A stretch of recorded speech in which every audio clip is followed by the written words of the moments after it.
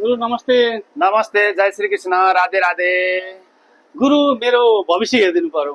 ए हे, हजुरको चिना पात्रो हेर्नु पर्ने, हात हेर्नु पर्ने। हजुर गुरु। लु बस्नुहोस्, म हेरिदिइहाल्छु नि हजुरको चाहिँ के समस्या छ। म चिना पात्रो कहिले आउँछ पात्रो?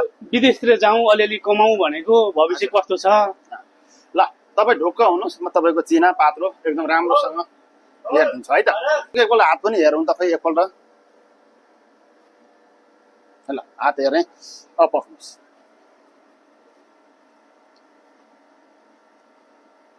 ओहो, हजुरको भविष्य त अन्धकारमा छ। हजुरको भविष्य अन्धकारमा छ। कसरी गुरु? मैले त्यस्तो के गरेर? हजुरले ठुलो गल्ती गर्नुभएछ।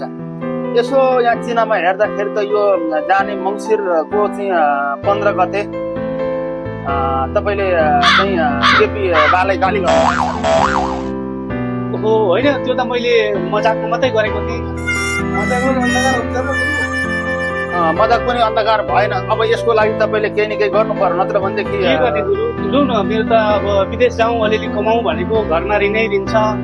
होइन, यो चाहिँ अब साह्रै तपाईँको यहाँ नराम्रो छ। अब तपाईँले चाहिँ अब अरूलाई यसरी गाली गर्नुभएछ, अब क्षमा याचना माग्नु पर्यो। अब तपाईँले 50 पल्ट हजुर जय के विवाह भन्नु पर्यो, नत्र भनेदेखि हेर्नुहोस् यसरी अरूलाई गाली गरेपछि तपाईँको भविष्य अन्धकार भयो। र अब के विवाहलाई 50 पल्ट चाहिँ तपाईँले चाहिँ जय के विवाह भनेर चाहिँ भन्नु पर्यो। त्यसपछि गएपछि तपाईँको मात्रै भविष्य उज्यालो हुन्छ, नत्र भने अन्धकार देखिन्छ। प्रभु के विवाहलाई गाली गर्नुभएछ। जय के विवाह भनेर लेख्दा मात्रै भयो कि माफी पनि माग्नु पर्यो? होइन, अब जय के विवाह भनेर कमेन्ट गर्नु पर्यो, लेख्नु पर्यो, किनकि अब के विवाहलाई गाली गर्नुभएछ।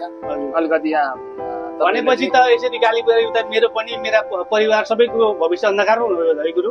हो नि त। त्यसरी कसैलाई गाली गर्नु, कसैलाई नराम्रो सोच्नु, कसैलाई नराम्रो गर्नु, कसैलाई ढाँट्नु, छल्नु, पाप गर्नु भनेको नराम्रो हो नि। त्यस कारणले गर्दाखेरि सबैलाई राम्रो सोच्नुपर्छ, राम्रो गर्नुपर्छ।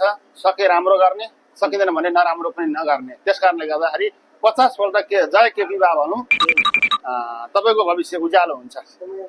हस् गुरु, है त। ल हुन्छ, ल राधे राधे।